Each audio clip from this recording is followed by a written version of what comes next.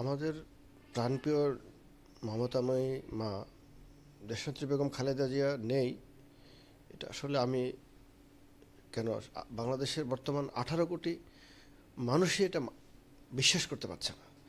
জন্ম মৃত্যু আছে, আমাদের আল্লাহ তাআলার কাছে যারা জন্ম নিয়েছি আমরা, তারা জন্ম হলে মৃত্যু হবে। আমাদের মা নেই, এটা আমি মানে এই কথাটা বিশ্বাসই করতে পারছি না। প্রিয় আপসীন দেশনেত্রী, এই জাতির কাছে গণতন্ত্রকে সুপ্রতিষ্ঠিত করা, বাংলাদেশ জাতীয়তাবাদী দলকে পুনর্জন্মের সৃষ্টির অন্যতম মহান নেত্রী, 3 বারের প্রধানমন্ত্রী, মাটির মানুষ মা আমাদের, সমস্ত বাংলাদেশ যেন আজ ফাঁকা হয়ে গেল। একটি শূন্যতায় আমরা আবার পরিণত হলাম। তার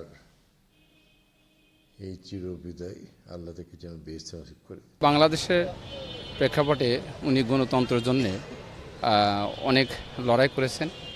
আজকে উনি তার দেহত্যাগ করেছেন।